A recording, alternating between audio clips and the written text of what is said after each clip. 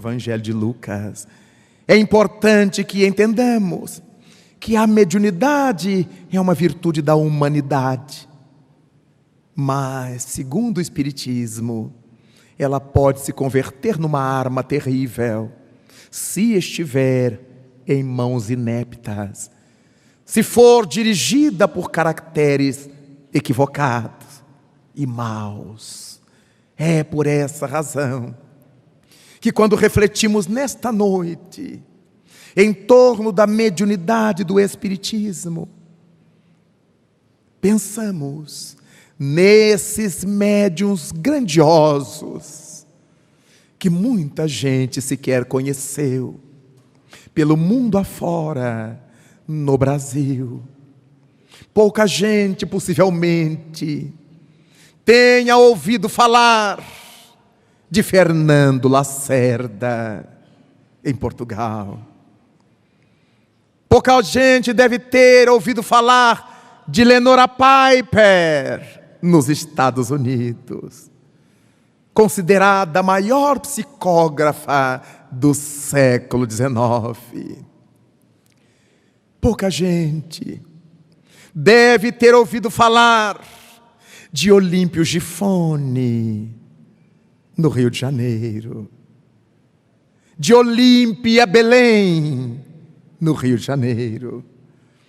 Pouca gente deve ter tido acesso aos trabalhos de Zilda Gama, de Além Paraíba, nas Minas Gerais.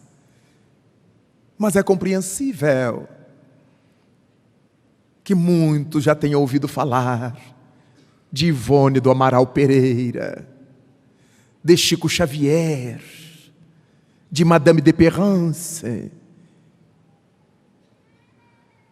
Muita gente não tem maiores dados sobre Daniel Douglas Home, na Escócia.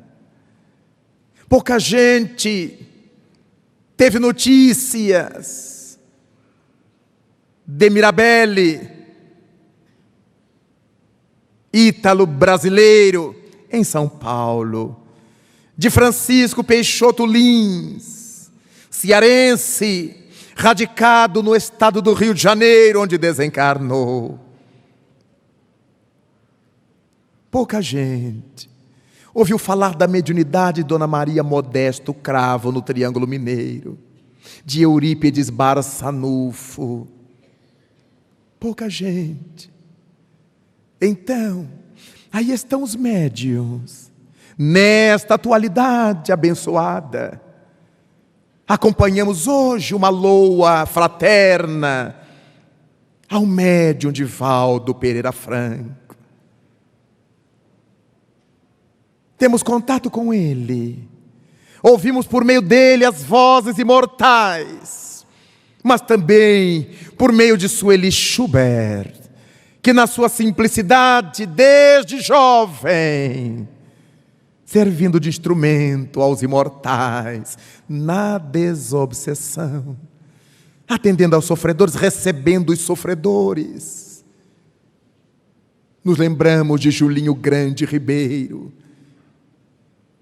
de Cachoeiro de Itapimirim, no Espírito Santo, médium de 1001 facetas, já desencarnado. Os médiuns que resolveram filtrar as estrelas para que as noites de nossa agonia terrestre fossem menos ásperas, sejam menos agras, para que a caligem dessa noite moral do mundo não nos abata o bom ânimo e nos ajude a crescer. Quando cheguei a primeira vez nesta cidade curitibana, tive a oportunidade de conhecer ao médium que desvelou aqui nesta cidade a presença de um dos nossos benfeitores, senhor Hugo Marçal. Cheguei à casa onde me hospedaria da família Ajus. E ele lá estava, atendendo a uma jovem senhora. Fomos apresentados naquele momento.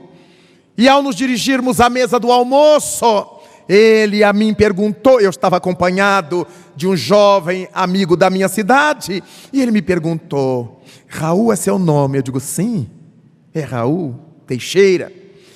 E ele me perguntou: e quem é Dr. Marsh? E eu olhei.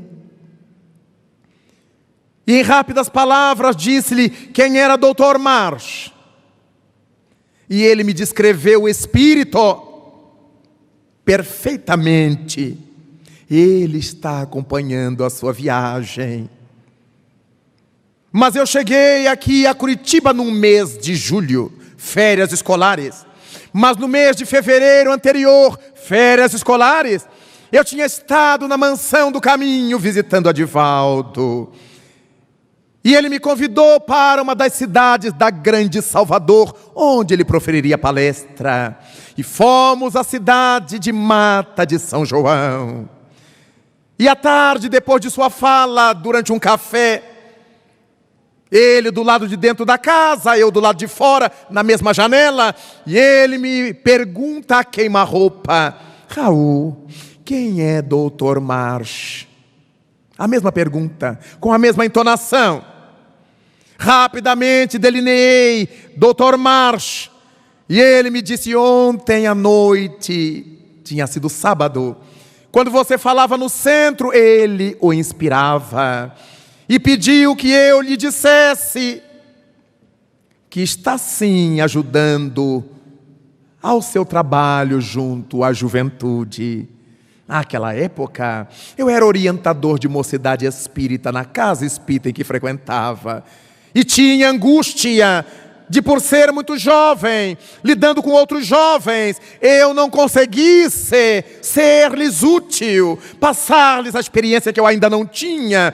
Então eu pedi ao Dr. Marsh, benfeitor de nossa cidade, de nossa região, chamado Bezerra de Menezes de Niterói, pela vida de pobreza na medicina, pelo socorro aos sofredores de todos os quilates. Então eu pedi a ele, porque algumas vezes eu registrara, pedira que me ajudasse, mas eu não lhe ouvi a resposta.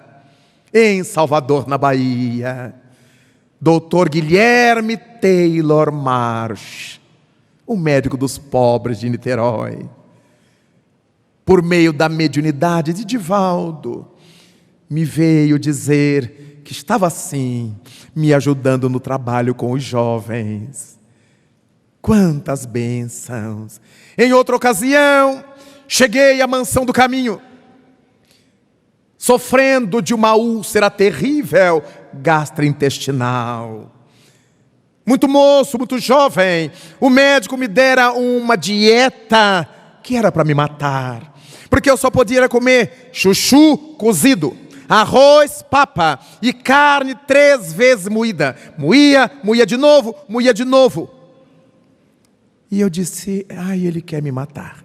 Mas como a dor era demasiada, eu me submeti e naturalmente fui emagrecendo, comendo pouco e aquelas coisas que não nutriam, eu fui emagrecendo. E quando eu cheguei na Mansão do Caminho, e Divaldo me abriu a porta e me olhou assim cadavérico.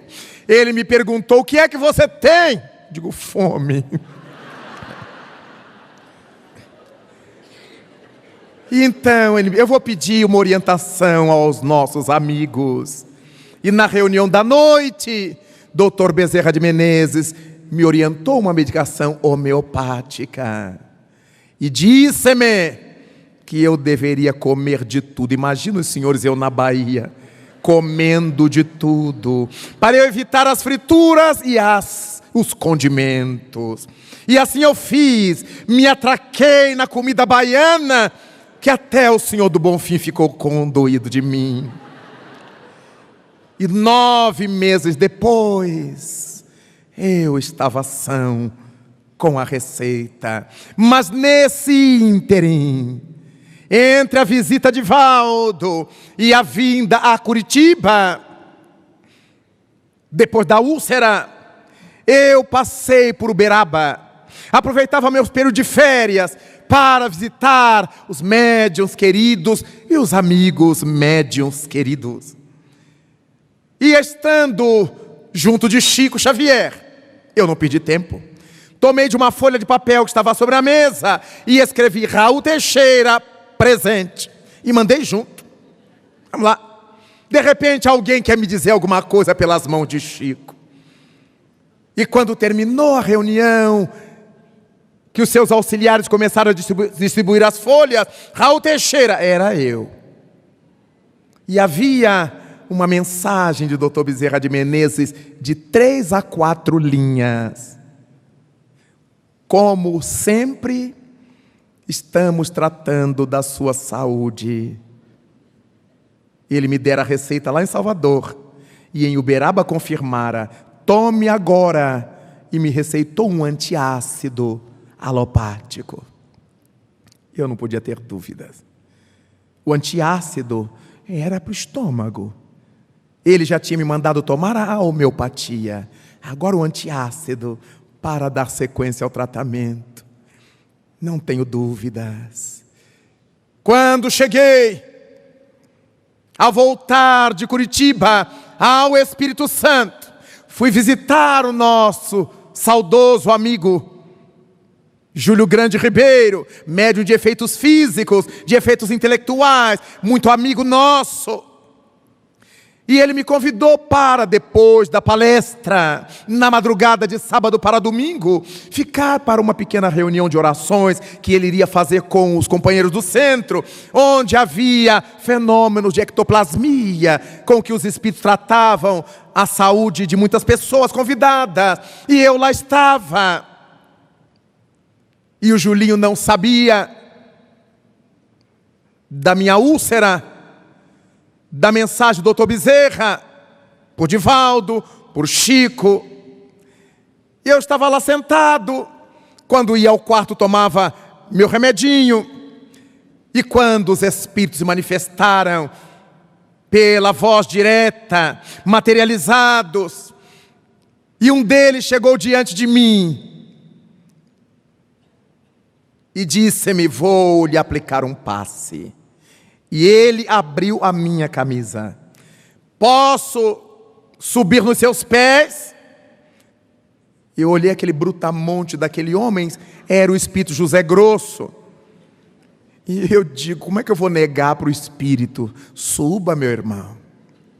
E com as suas botas ele pisou nos meus sapatos. Eu senti o peso dele levantar-se. E o peso desapareceu. Ele continuou me aplicando passes.